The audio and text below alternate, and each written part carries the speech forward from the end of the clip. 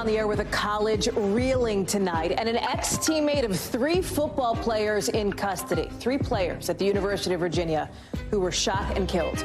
Cameras capturing the chilling moment when police learned the suspect was in custody during a press conference. Ahead, what we're hearing today from the victims' families and from kids on a stunned campus. Plus, President Biden says there's no reason for the U.S. and China to start a new Cold War as he goes face-to-face with Xi Jinping for the first time to try and defrost this icy relationship. But he's also talking about politics here at home. What he's telling our reporter in the room about protecting abortion access in a new Congress. It may surprise you. And Amazon's Jeff Bezos is promising to give away a ton of his money to charity. His workers may want a piece of that, given his company's reportedly laying off thousands of them. We're getting into all of it. Plus, our Lester Holt has an exclusive sit-down with Transportation Secretary Pete Buttigieg. Why he says the country's on the right track ahead of the Thanksgiving travel rush, but not out of the woods yet. And Dua Lipa's got new rules for FIFA if they want her to perform at the World Cup. Why she's part of a growing number of celebrities calling out Qatar for human rights abuses ahead of the tournament. That's a little bit later on in the show. We're starting tonight with President Biden overseas, getting ready for some key meetings at the G20 in Bali that's going to include a lot of talk about the war in Ukraine. One European ally he'll talk with in the next few hours, critical to keeping up the pressure, the sanctions on Russia. And that's newly elected Italian Prime Minister Giorgia Meloni, the hard-right leader who rose to power over frustration in her country over the cost of living, food being expensive, energy being expensive. President Biden has already made the case to keep up the pressure on Vladimir Putin. He made that argument to Chinese leader Xi Jinping in their first face-to-face meeting since President Biden took office. They talked for 3.5 hours with President Biden giving his honest assessment that he thinks his Chinese counterpart is open to more, bigger, broader talks. Listen. I didn't find him more confrontational or more conciliatory. I found him the way he's always been, direct and straightforward. And do I think he's willing to compromise on various issues? Yes. Carol Lee is live for us in Bali, Indonesia. And Carol, a lot that these two talked about as they tried to get their relationship to a different place than it's been for the last, little bit here. It's been at the lowest point it's been at in decades, probably. Talk us through it. Did they make any progress? Well, look, by the White House's standards, which they set going into this, the expectations were very low. They did make some progress. The fact that they were talking at all was progress. And the fact that the president said that he has directed Secretary of State Antony Blinken to follow up on these conversations and travel to China, that in and of itself meets the goal that the administration set heading into this. Now, on the specifics, it still remains to be seen whether there's anything that they can find common ground on. If you look at the economy, China's not backing off of some of the economic practices the U.S. says are unfair on North Korea. It's not clear that the Chinese are going to use whatever influence they have to try to dissuade the North Koreans from launching a nuclear test, which the U.S. expects at any day now and has for a number of weeks. On Ukraine, the leaders issued a statement saying that nuclear war was unacceptable and should never happen. But China still got that cozy relationship with Russia and didn't come out and condemn Russia's invasion of Ukraine, which the U.S. has wanted it to do for some time. However, Hallie, the Chinese in their statement said and acknowledged that this relationship had deteriorated and that it was not what the international community expects. And so from the White House's perspective, this is better than it was potentially, and they're hoping that there's something that they can try to compromise on going forward. And Carol, of course, Taiwan, too, the elephant in the room with the president saying there's no need for a new Cold War, saying there's no change in America's position. This is after, of course, the president got into a little bit of hot water several times this year for going further than his administration kind of wanted him to. Yeah, look, this is an uphill climb for the president to try to convince the Chinese that he doesn't mean what he said now 4 times since taking office, that the U.S. would intervene militarily if China were to invade Taiwan. Today, the president said he conveyed to President Xi that that's not U.S. policy, that U.S. policy has not changed. He supports the status quo. And, the Chinese, for their part, are saying, look, if the U.S. meddles with Taiwan, that's a red line for us. We saw some fiery language in their statement about Taiwan. So this is still very much a sticking point in this relationship. And then there's, of course, this moment that kind of flew under the radar here when Peter Alexander at his news conference threw out a question that the president answered as it relates to domestic politics and news here at home on abortion access, the idea of codifying Roe versus Wade, of course, that landmark abortion protection ruling that was overturned this summer by the Supreme Court. Let me play what Peter and the president had to say. I don't think there's enough votes to codify unless something happens unusual in the House. I think we're going to get very close in the House, but I think it's going to be very close, but I don't think we're going to make it. This was some interesting expectation setting by President Biden, Carol. It was, and credit to Peter for asking that question. He wasn't exactly called on. He shouted it out. And this was important because, Hallie, the president said that if Democrats won these elections, that the first thing he's going to do after the midterms in the new Congress would be to send a bill to Congress codifying Roe. And so now the president is saying that that's just not going to happen because Democrats are unlikely to take the House. So really lowering expectations here. Carol Lee live for us there in Bali as the day is just beginning. Carol, I know you'll have a long night/day. We'll talk to you, I'm sure, as it goes on. Appreciate it. We want to take you now back home here to Charlottesville, Virginia, where a 12-hour manhunt has ended with somebody arrested for allegedly shooting and killing 3 students at the University of Virginia and hurting 2 other people. I want you to watch at the moment when UVA's police chief got the news that the suspect had been caught right in the middle of a press conference. Watch. Just need a moment to thank God. Breathe a sigh of relief. You can tell it's emotional. That moment, of course, the end of a building-by-building overnight search. You see it here for the person police described as an armed and dangerous man. The victims, the students whose lives were cut short, you see them here on screen. Devin Chandler, Lavelle Davis, Deshaun Perry, shot to death in a parking garage on campus in front of a bus full of other students who were coming back from a school trip. All 3 were on UVA's football team with their coaches tonight, remembering them as incredible and talented young men with huge aspirations and extremely bright futures. Classes on campus canceled today and tomorrow to give people time to recover and time to grieve after everything that has happened here. It was kind of scary just sitting there in the dark and just getting an email every 15 minutes. I have a trunk in my room and I push that against the door just in case. You understand what happens, but you don't really process exactly what happens. The suspect facing 3 counts of second-degree murder, among other charges. Marissa Parra joins us now from UVA. So, Marissa, suspect in custody. What is next here? Right. So obviously the big question on everyone's minds is the motive, and that has not been released to us. But there have been key parts of the investigation that we can walk you through. In fact, one key piece of that was towed away just hours ago, the bus where police said all of this unfolded last night. And they mentioned some specific incidents about how Christopher Darnell Jones Jr. was on their radar. They said, one, they were in the middle of investigating some sort of hazing incident. They didn't elaborate beyond that. That was a very vague reference. That's of course something we'll be following up on.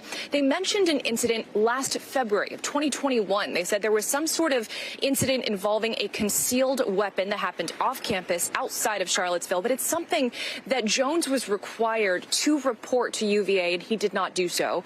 And then they mentioned something that happened 2 months ago in September. There was a comment that Jones had made to somebody that was unaffiliated with UVA, mentioning something about possessing a weapon, and they had done some investigating. They said there was no impending threat that was mentioned along with that, but they said they didn't find that there was any weapon inside of the room when they spoke to the roommate. And of course, more questions than answers right now, Hallie, but that's about all we know other than the fact that Jones was part of the football team for at least part of his time here.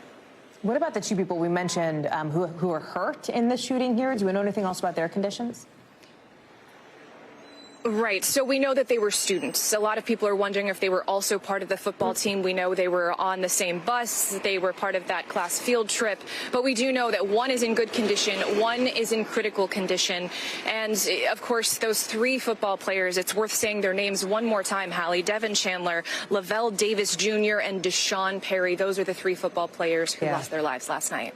The White House press secretary saying today that the president and a first lady are offering their deepest condolences after, as she put it, yet another deadly shooting in America. We heard from some of those students here just in the introduction to you who were basically, it seems fair to say, shocked, but maybe not surprised. Yeah.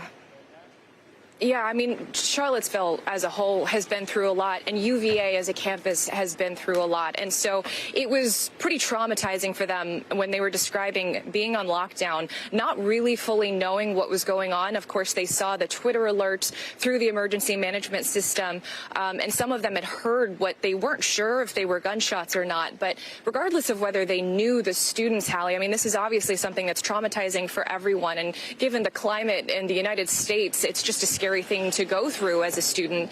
And I want to take you to some of what we're seeing in terms of reaction. We heard from not just Vice President Harris and Senators Kaine and Warner, but also the governor of Virginia, Glenn Youngkin, who extended his prayers, saying this is a horrific tragedy. And then we want to take you to a statement from the attorney for Deshaun Perry's family. That's one of the football players who lost his life.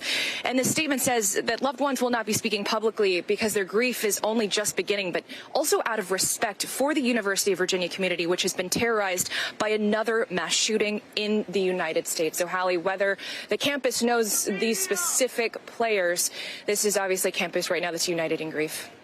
Marissa, thank you very much. In Washington now, we talked about how this is election week, not election day, and here we are almost 1 week out from election week. And this is where we stand. Control of the House still up for grabs tonight. Remember, 218 is the magic number for either party to get control of the House. NBC is projecting a 4-seat margin of error. Listen, can I be honest? I get that this graphic is kind of confusing. We haven't actually called anything yet. This is just a projection. It is an estimate based on the races that are still out there. The estimate is that Republicans will likely have a very small majority, right? But look at the margin of error, plus or minus 4 seats. The bottom line is Republicans would need about a dozen seats to get control. Math looks to be in their favor. 6 seats. Democrats would need about a dozen. The math looks to be in Republicans' favor.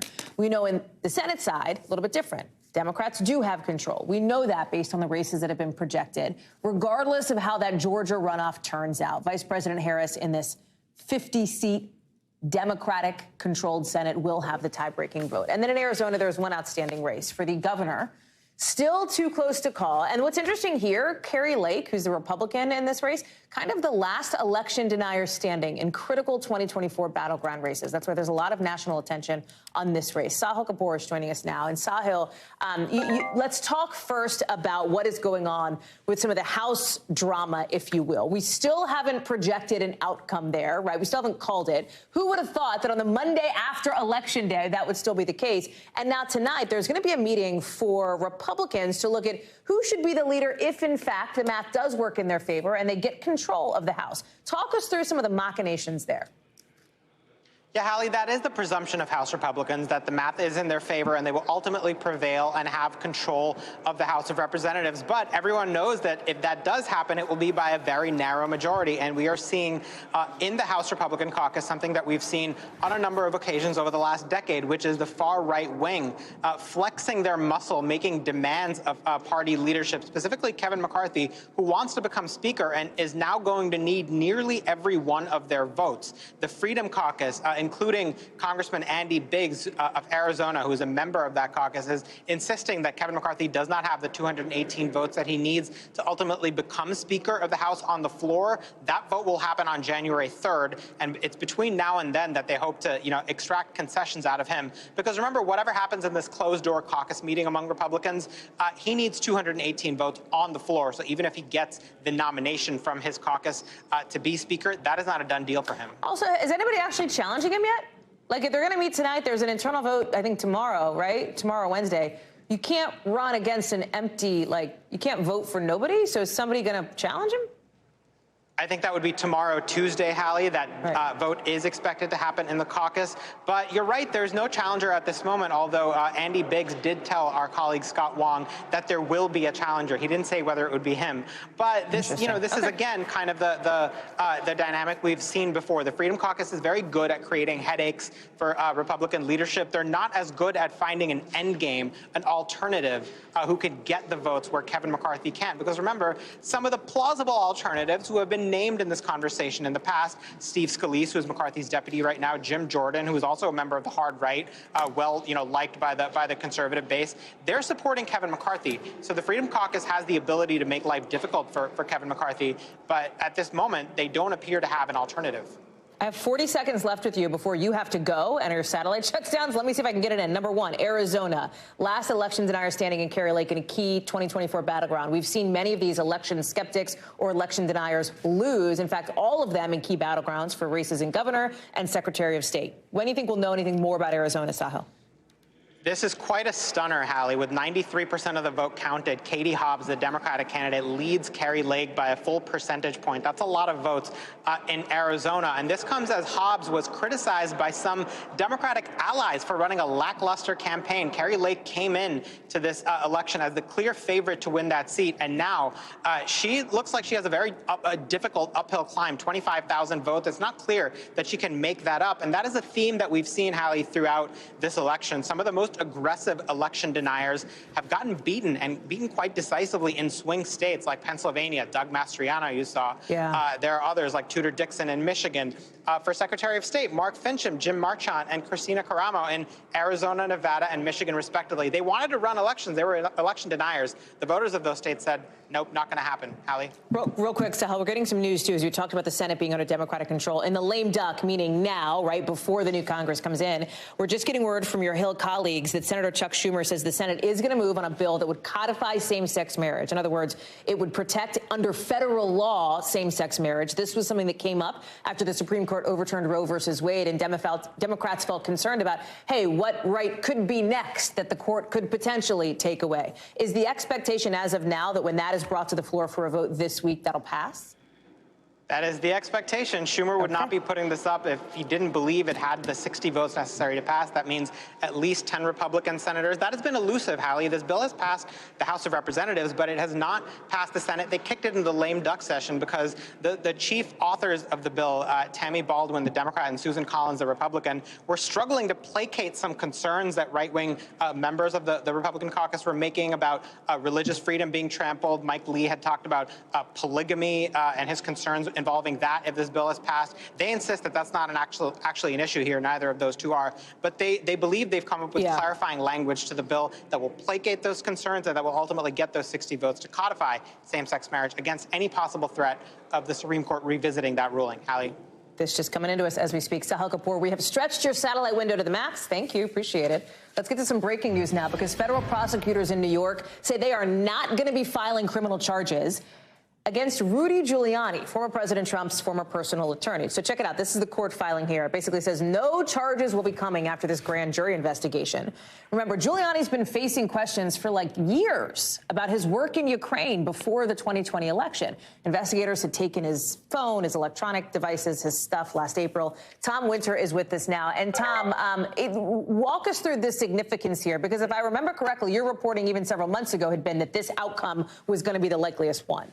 That's exactly right, Hallie. So this all stems from Giuliani's work in Ukraine and surrounding Ukraine, some of the stuff that led up to the impeachment of former President Trump, the first go-around, the first time he was tried for impeachment, in this idea of an investigation into a natural gas company called Burisma.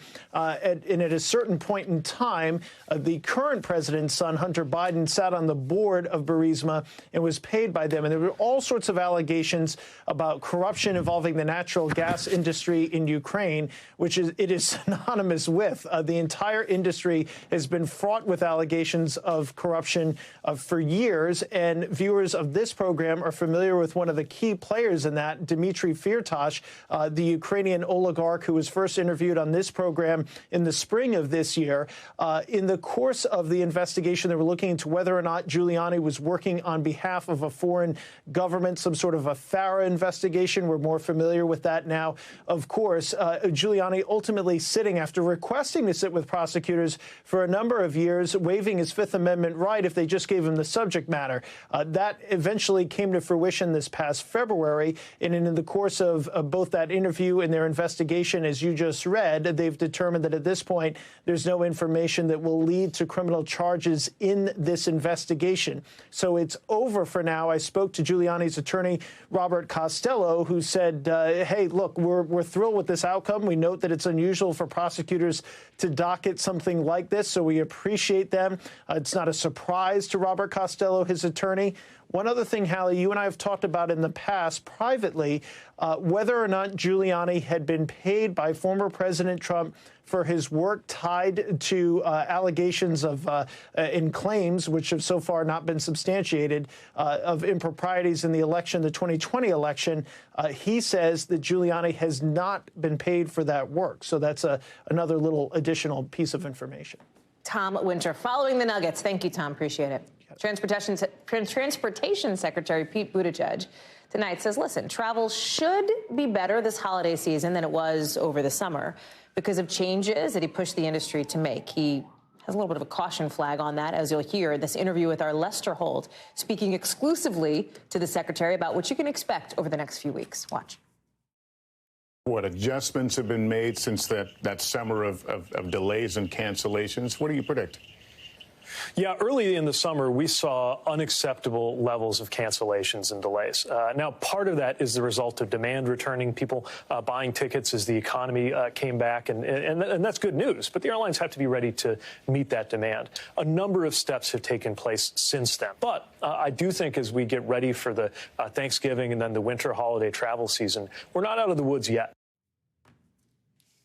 Comes as airline executives say they're expecting a ton of demand for flights over the holidays this year. And you know that a lot of demand means more of a cost. Joining me now from CNBC is Leslie Joseph. So, Leslie, you know, Secretary Buttigieg has been working with airlines since the debacles, the messes that we saw over the summer to try to make travel a little better for people. You get hotel vouchers, for example, if flights are canceled. Airlines are doing this. You can get rebooked at no extra cost, trying to deal with scheduling issues, et cetera. Like, the question now, right, as everybody gets ready in a week from now to fly out for Thanksgiving is that going to pay off? Well, part of it depends on the weather, and that's not in airlines' control, unfortunately. Oh, that's always a caveat, yes. Yeah, always a caveat there. But one thing that has been very painful for airlines, and especially for passengers over the summer, is that with all the disruptions, airlines have actually had to cut back their schedules, and they're flying less than they would like to be flying, because the demand is certainly there, even with inflation where it is. So airlines really want to capitalize on it. But to deliver a schedule that they can actually provide for travelers, they're giving themselves a little bit more wiggle room and maybe not flying as big a schedule as they would in, say, 2019. We're seeing that at all the major airlines, Delta, United, American. They're still not back to 2019 capacity. And that's actually something that's going to keep fares high. Think of it as musical chairs, but in the sky. Musical chairs in the sky. And if you're the one left without a seat, you're out of luck, right? If you do not have a ticket yet, I assume it's too late for Thanksgiving unless you're willing to pay out the nose. For Christmas, are you, like, should you just not consider it if you haven't booked, or should you be looking internationally? Maybe this is your time to hit up, you know, Europe or something? It's a great time to go to Europe with the dollar as strong as it is, certainly. And airlines have said that the traditional summer European travel season is extended well into the fall. And that's kind of this off-season travel. And there are great reasons to do that, you know, better weather, fewer crowds and things like that. There are fares out there. Hybrid work is letting us kind of take these long weekends, and airlines are definitely seeing that. Maybe not the Wednesday before Thanksgiving, returning on that Sunday. You can spread out your travel a little bit more if your company allows you to do that. And that's one way to get a little bit of a cheaper fare. Leslie Josephs, great to see you. Thank you. Thank you. Catch more of Lester's interview, that exclusive with Secretary Buttigieg tonight on NBC Nightly News, wherever you watch your local NBC News station. You can also stream it right here on NBC News Now later on tonight. To tech now, where it seems like nobody is safe, no company, from these massive layoffs that are hitting Silicon Valley. With Amazon reportedly planning to lay off as many as 10,000 people this week, according to the New York Times, which spoke with people with knowledge of the matter. It'd be Amazon's biggest job cut, right? Pink slipping something like 3% of its corporate workforce. And while that happens, you've got the company's founder and executive chairman, Jeff Bezos, announcing today he's going to give away most of his $124 billion fortune to charity. Jake Ward is in San Francisco for us now. And Jake, look, Bezos is not the Amazon CEO anymore. He's like on the executive chair. But it's just interesting timing here at this big announcement that he's going to be donating tons of his personal fortune to charity, right as Amazon, with whom his name is synonymous, plans to fire a bunch of people. What can we? I don't want you to. Can we read anything into the timing, or is just this two things can be true at once kind of a situation? I think that's right. Two things can absolutely be true at once. And I think when you're dealing with the richest and most successful entrepreneurs in the world, you have to remember, right, these are people who know the value of a good strategic move. Now, it's important to point out here that Amazon does not have any comment to make on the New York Times report on these planned layoffs. We don't know that they are happening. But if those reports are to be true, and we're seeing seeing this right up against, as you mentioned, this very feel-good interview with Jeff Bezos in which he makes this announcement. It's important to remember, right, that timing is everything in media relations. When you are going to try to control the news cycle, you want to cluster your news together. I think that is why it is probably no coincidence that we are seeing enormous layoffs and turmoil at Twitter, and then Meta happens to make its biggest job cuts in the history of that company. Seeing these things clustered together as they are, that is good strategy. But again, we don't know that that's what's going on here. But I will say that we've certainly seen this kind of thing before. From some of it, you can surmise, right, that some of these companies, I think about Amazon, with the holidays ahead especially, this is a time when Amazon's supposed to be getting a jolt. Meta, kind of in a defensive crouch, given the macroeconomic forces at play here, the idea that if a recession is not already here, it's on the way. Well, that's right. And you're talking here, of course, about two companies that have wildly divergent business models, right? Meta, on the one hand, is all about the advertising industry, which is tanking at the moment, and that's why it is suffering so much. Amazon is, for all intents and purposes, although it's a virtual company, is a real-world retailer, right? And part of their hardcore investments that they made during the pandemic is why they were so extraordinarily successful at that time. They made record profits as we were all stuck at home ordering things from them.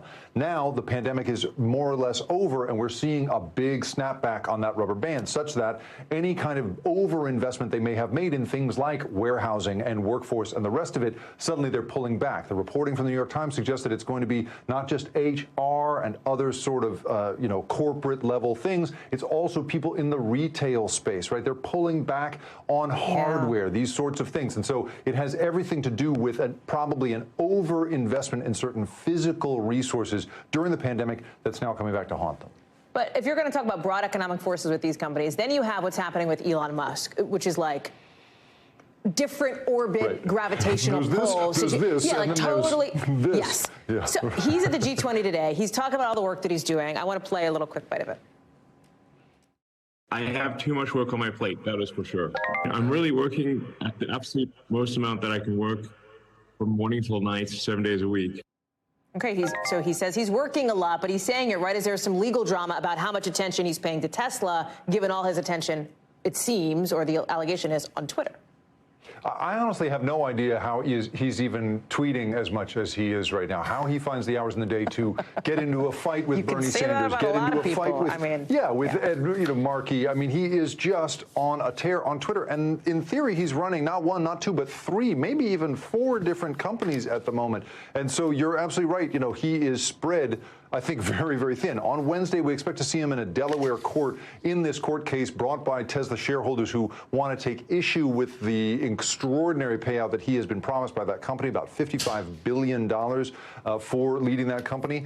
So, he is, I think, his Slack inbox, his, alerts there. I mean, it just must be unbelievable how much stuff is coming at him. And to think that he has time to also be getting into fights with public figures at the same time, I just don't understand it. This is a guy who I think all logic would dictate should be keeping his head down right now. He doesn't seem to be doing that, Hallie. Jake Ward, thank you very much. The crypto crisis right now is getting so bad that leaders in the industry are asking for something that a lot of cryptocurrencies promised they would avoid: regulation. The CEO of Binance telling a group of G20 leaders, we do need some regulations. We do need to do this properly. We do need to do this in a stable way. It comes as top crypto stocks kept sinking today as investors are dealing with the stunning collapse of FTX last week, one of the industry's most powerful players. Remember, that's the exchange that went from basically $32 billion to bankrupt. Bitcoin stock down about 65% this year. Ethereum down 67%. XRP down 57%.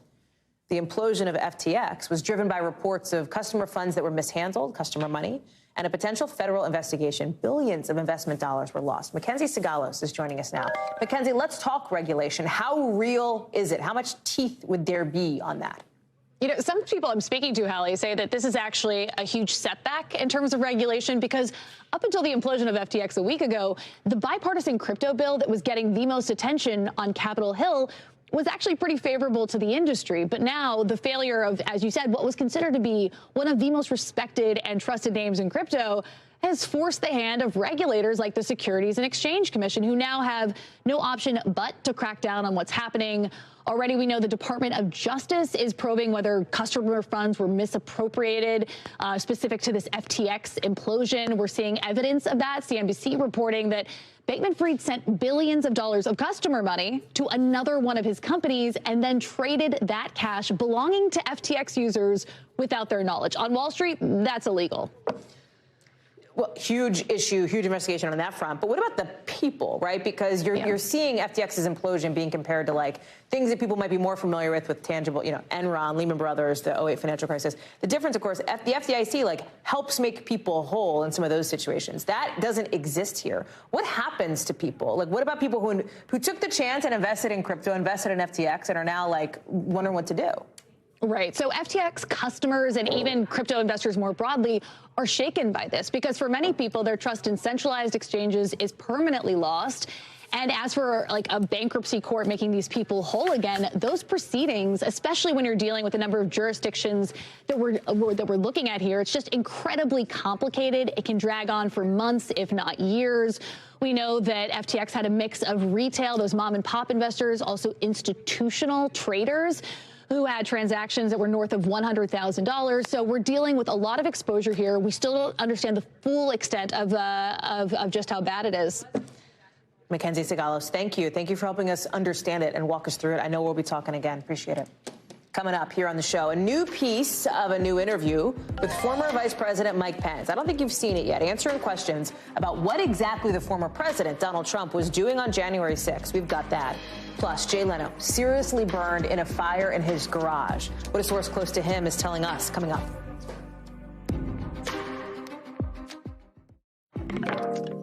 So we're going to do a thing that we don't do a lot, but we're doing it because it's newsworthy, and that is talk about an interview that another network did. But like, hey, let's talk about it, right? Because ABC News sat down with former Vice President Mike Pence right as his new memoir is coming out, and he is making some news about January 6th. Really, this is the first time he's been this explicit talking about his feelings, his thoughts about former President Trump and what Donald Trump did or did not do as insurrectionists were breaching the Capitol, basically. Remember that Mike Pence, look at this, had to be evacuated from the Capitol, from one location to another. He ended up calling the Pentagon, the Joint Chiefs, the DOJ, the Capitol Police, from a loading dock where he has said and has talked about, and others have talked about, how he didn't want to leave the Capitol. He said, I'm staying here. I'm not going anywhere else. Listen.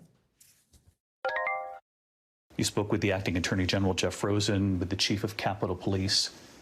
Where was the president in all this? David, I was at the Capitol. I wasn't at the White House. And when you learned later that he was watching all this unfold on TV? I can't account for what the president was doing that day. I was at a loading dock in the Capitol where a riot was taking place. But why wasn't he making these calls? That'd be a good question for him. The interview, of course, coming ahead of Mike Pence's memoir released tomorrow called So Help Me God, which, by the way, is dropping on the very same day as Donald Trump's heavily foreshadowed, quote unquote, major announcement, right? Widely expected to be the declaration that Mr. Trump will run for 2024. Kristen Welker is with us here on set. There's a lot to this. There's a lot to this. So, let's start with the Pence thing, right? Because what's so interesting here is he is really pointing the finger at Donald Trump. I mean, he called Donald Trump reckless for what he did on January 6th, said he endangered the lives of everybody at the Capitol. And yet, if Mike Pence does announce a run for himself for 2024, as he's widely speculated to be considering, he's also going to be running on the policies that were put in place, that he will want to take credit for under Donald Trump and Mike Pence's administration, like tax cuts, et cetera. So on the one hand, like reckless. On the other hand, tax cuts. Exactly. And I think what's so extraordinary about this moment, you hit it at the top, you hit the nail on the head. The fact that he's leaning in even further into denouncing his former boss's actions or inaction. Knowing what blowback is going to come on Truth Social. Correct. Like, let's be real about the truth that's going to get dropped, quote unquote, dropped from exactly. You Donald can just see it coming, right? What I keep thinking about is he is literally trying to walk the finest of fine lines, Is right? there like a line? Where is the line? Think about the fine line that Glenn Youngkin had to walk in order to be elected to governor, right, in Virginia. The fact that he got the Trump endorsement but didn't embrace former President Trump, or wasn't without the bear hug. Exactly, there was no bear hug. This is the hardest fine line to walk, right? Because of what you say, he's got to stand by those policies. Because if he does announce he doesn't want to alienate all of the Trump base, clearly a lot of the Trump base will be behind former President Trump if, in fact, he gets into the game tomorrow. But I want to play a little bit more of what former Vice President Mike Pence had to say in this interview. And this is really about what the president didn't do and some of the language that he used on January 6th. Take a look. It angered me. But I turned to my daughter, who was standing nearby, and I said, it doesn't take courage to break the law. It takes courage to uphold the law. I mean, the president's words were reckless. It was clear he decided to be part of the problem. I think what was missing from that soundbite was like the 20-second pause before Mike Pence answered that question about how it angered him. I mean, he's a you know this well, he's a disciplined and deliberate politician. Yeah. He's not saying this stuff unless he wants to be saying it. Do you know what I mean? That's right. Absolutely. And the pause is notable. By the way, as I was watching this for the first time, I thought that my TV had stopped working and I had to run and make sure it was still working because that's how long the pause was. And you're absolutely right, Hallie. And I think if former Vice President Pence runs, the question is going to be, what's the lane for him? That's why he's being so careful and cautious with his words, and yet really leaning into his criticism of his former boss there in a way that we frankly just have not heard him do. What I think you would hear from Pence insiders, though, and inner circle folks in that world is like, well, what his lane is are people who don't want sort of the bananas piece of like the election fraud lies that Donald Trump continues to perpetuate, right? Like who want somebody who is of the Trump mold, which they think Pence is based on policies, but without the Trump, like, you know, spitting off into non-reality land when it comes to these election fraud lies. And you can see him trying to carve out that lane, which is going to be a very specific lane. But again, there are a number of Republicans who feel betrayed by the president's action and inaction, former president's actions and inactions on January 6th. And so you see former Vice President Mike Pence really trying to reach out to those people, to independent voters as well, with an answer like that. And in talking to people who are close to him, they say, look, here's the bottom line. Even if Donald Trump announces he's running for president tomorrow, which everyone expects him to do, that is not going to impact whatever final decision Mike Pence makes. So we wait to see whether he also gets into the race in 2024. Time will tell, Kristen Walker. Thank you, fam. Appreciate it. Good to see you. Good to see you. Let's get you over to the 5 things our team thinks you should know about tonight. Number 1, an Iranian court has issued its first known death sentence linked to some of those recent anti-government protests. According to state media, 5 other people were reportedly given prison terms. It's not clear who the alleged protesters are or whether or how they might be allowed to appeal. This is after weeks of those nationwide demonstrations sparked by the alleged police killing of 22-year-old Mahsa Amini back in September. Number 2, 2 vintage planes that crashed at a Dallas air show Saturday did not have flight data recorders or a cockpit data recorder, according to the National Transportation Safety Board. The crash killed all 6 people on board. They were all members of the Commemorative Air Force, a nonprofit group that says it's dedicated to flying and restoring World War II-era aircraft. Number 3, a federal appeals court issued a nationwide injunction today. What does that mean? It means they have pressed pause officially on President Biden's student debt relief program. This is just the latest sort of legal twist and turn that this plan has found itself caught up in. The White House says it's going to keep fighting what it calls baseless lawsuits against it. Number 4, you might know Dolly Parton for her music. I'm sure you know Dolly for her music, but do you know her for her philanthropy? Over the weekend, she got a $100 million prize as part of the Bezos Courage and Civility Award from Amazon's Jeff Bezos and his partner. It's because she is so amazing when it comes to giving to others. She can use the month to donate to charities she sees fit. In the past, she's donated to COVID research, families affected by wildfires in Tennessee. She's also founded a literacy program. Number 5, Disney and Marvel's Black Panther Wakanda Forever brought in $180 million at the box office in the U.S. and Canada during its opening this weekend. That's the biggest November debut ever. That's the second highest opener of 2022. It made like $150 million overseas as well. Everybody wants to see it. Better get out there. Still to come, union officials calling it the biggest academic workers' strike ever in the U.S. Why tens of thousands of people have walked off the job at University of California campuses today. That's next in the local.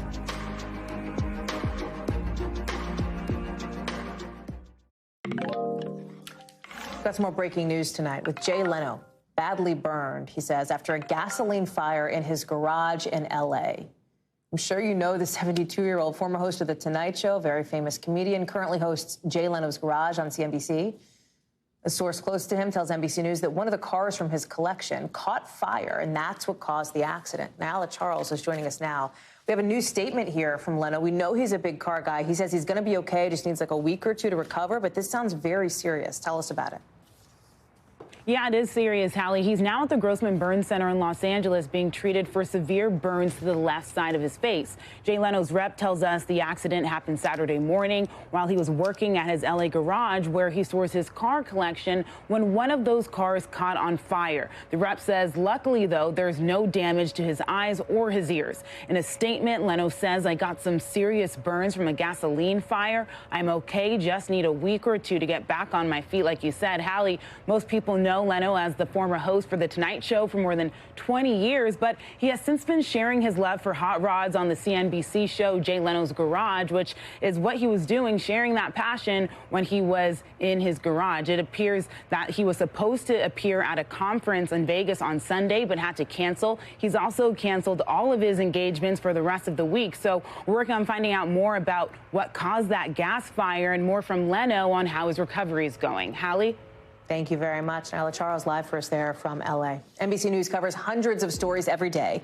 And because you couldn't possibly read or watch or listen to them all, our bureau teams have done it for you. This is what they tell us is going down in their regions in a segment we call The Local. From our West Coast Bureau, tens of thousands of staffers at the University of California going on strike today. Look at this, across all 10 campuses in that state. This could shut down some classes and some labs not too long before this semester's final exams. People like researchers, TAs, graders, they want better pay and more childcare benefits. Union leaders say this strike is the biggest one ever by academic workers here in this country. The University of California says it's working to make sure students are not affected by the strike and that it's keeping up negotiations in good faith. From our Southeast Bureau, check it out, down she goes. Miami Beach's historic Deauville Beach Resort was imploded this weekend. It hosted a lot of notable people through its times, like, look at that shot, the Beatles, Frank Sinatra, President John F. Kennedy. City officials say the implosion went according to plan, no injuries. Obviously, it hasn't been used since 2017 after there was an electrical fire and, Hurricane Irma, of course. Not clear what the city's going to do with the site. From our Midwest Bureau, the house from A Christmas Story is officially on the market. For sale sign is up in front of the home in Cleveland. It opened up for tours in 2006. The gift shop and museum based off the movie are all included in the sale. The owner has not listed a price. He says he's just looking for the right buyer. So, hey, make him an offer. Coming up, Michelle Obama's new book is all about going through tough times and how to stay hopeful. We've got a preview and a part of her interview today coming up.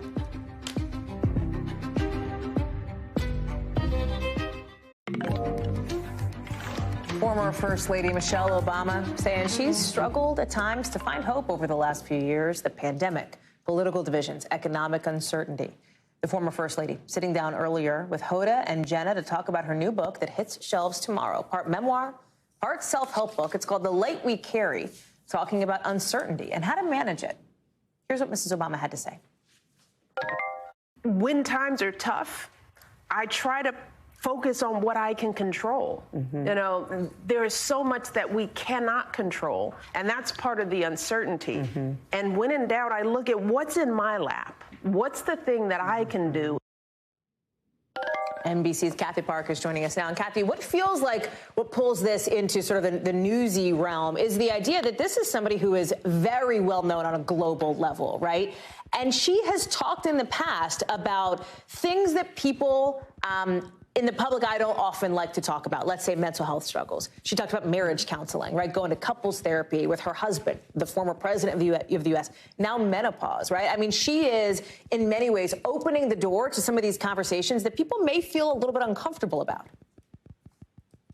Yeah, Hallie, you're absolutely right. And it goes to show you that she's a real person and she's extremely relatable. And once again, in her book, she's kind of peeling back the curtains and just showing us her vulnerabilities. And she kind of dives a little bit deeper about reaching a different season in her life now that she's out of the White House. In fact, what struck me during that interview and that sit down with Hoda and Jenna was that they're watching their daughters grow up now and they're best friends. They're living together. And recently they hosted both Michelle and Barack Obama to a cocktail party. So that was kind of interesting to kind of see that family just grow up right before us. And here they are as young adults. But she also underscored just the important relationship that she had with her father growing up. He had MS, and she said it just shaped her mindfulness. And she was just more watchful watching his own vulnerabilities.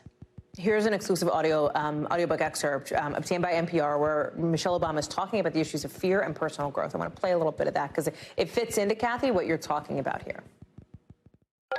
If fear is a response to newness, then we might consider the idea that bigotry is often a reaction to fear. Why did you cross the street at the sight of a black boy in a hoodie?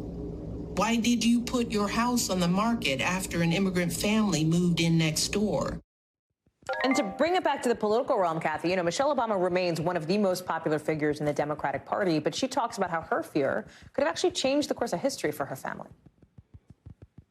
Yeah, so what was really interesting is that she kind of gave us a snapshot of what her thinking, her thought process was back in 2006, because ultimately Barack Obama said, listen, I want to run for president, but the decision comes down to you and her family. And she had to make this decision for a family. She said Barack and her, they were a team, they were partners, and she kind of grappled with the idea because, A, she was comfortable in the situation she was in. She liked the structure that she was able to give her girls, and she just really feared the newness. And she was very candid about that. And as she was trying to kind of come to this decision, she ultimately said the turning point was that she didn't want to be that family kind of looking back and kind of sitting back and worrying and wondering what could have been if they didn't take that path forward.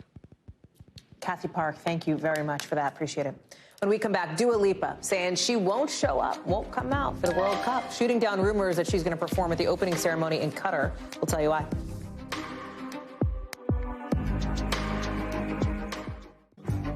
With the World Cup kicking off this Sunday in Qatar, you've got Dua Lipa, the world-famous pop star, clearing up some speculation about performing at the controversial venue during the opening ceremony. So she says she'd only visit Qatar if the country does some serious work to improve its human rights record.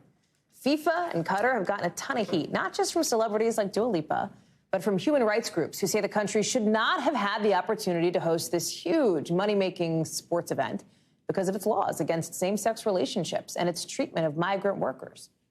For some context, you had The Guardian reporting early last year that 6,500 migrant workers from South Asia died in Qatar since it won its bid to host the World Cup. The country built a bunch of new stadiums, roads, public transportation systems, more for the tournament. Qatar's government, though, has said the numbers are misleading because not all of the deaths were from people working on projects related to the World Cup. Megan Fitzgerald joins us now from London. And the bottom line, this has become controversial. Involvement with this World Cup has become controversial. And it's not just Dua Lipa. We saw over the weekend Rod Stewart telling the Sunday Times he turned down $1 million, an offer of $1 million to play there. Yeah, you're absolutely right. We are seeing these celebrities speaking out because, it boils down to more than just cheering and rooting for the home team. They're tapping into their moral compass, for example, or so to speak. They're taking note at the fact that, as you mentioned, there are reports that more than 6,000 migrant workers died while trying to build the infrastructure to host the game. So, we're talking about roads, bridges, airports, metro systems, hundreds of hotels, these 8 stadiums that have been erected for these games. And then, of course, there's the LGBTQ rights and the fact that it's illegal for LGBTQ people to be themselves in Qatar. It's punishable by up to several years in prison. So these celebrities are leveraging their platforms and trying to make a statement here, Hallie. You're in London right now, which is one of the cities that said it's not going to host any fan zones, no public screenings of these World Cup matches, in a kind of, small-scale protest of the whole thing. And they're not the only ones. Some teams have raised concerns. Yeah, no, you're absolutely right. This is a big concern for a lot of teams. And so just recently, for example, the U.S. team announced that at their practice facility, the logo, the USA logo, will have rainbow stripes on it, standing in solidarity with the LGBTQ community. Take a look at what you'll see when these European teams take the field. You'll see these team captains wearing these armbands that say One Love with rainbow colors as well, trying to make a statement. They realize that billions of people are going to be watching these games, and they want to make a statement that they stand in solidarity with the LGBTQ community. They are playing in Qatar, but they don't necessarily agree with everything that the Qatari government stands for. And then, of course, you look at teams like Denmark. They're going to have a black sash on their jerseys because they're trying to stand in solidarity for the migrant workers who either died while trying to build the infrastructure or had to withstand some seriously difficult and challenging work conditions. You said something really important. All of the things you said are really important, Megyn, but one thing in particular, which I think helps people here in the U.S. who may not be soccer fans get a sense of the scope of this. You look at last year's Super Bowl here in the U.S., 99 million people just about watched it. The last World Cup in 2018, 3.5 billion people, nearly half the world's population watched it. This is a huge event generally, and for any country hosting, it's a huge event and potentially a huge moneymaker. Absolutely. This is major. Qatar knew that over a decade ago, which is why they worked so hard and did everything they had to do to try and get the bid for the 2022 games. And then you just take a look at the numbers, right? We're talking about close to $230 billion, $230 billion to build the infrastructure to be able to support the crowds, the teams that are going to be coming into Qatar. And then, of course, FIFA has an investment here into Qatar to help them with the operations of the World Cup game. So we're talking to about $1.7 billion there. And then, of course, there's the revenue that Qatar is going to be generating. Now, of course, that pales in comparison to that $230 billion. They're expected to gross about $5 billion on this. But Qatar is on the world stage. We know that billions of people are now going to be paying attention, tuned in to Qatar, and that to them is priceless. Megyn Fitzgerald, live for us there in London. I know we're going to be talking more about this, I am sure, in the next couple of weeks. Appreciate it. That's a wrap for this hour. More for you here tomorrow as we kick off this week. I'm glad you're here with us. Same time, same place. We'll see you then. Coverage picks up right now.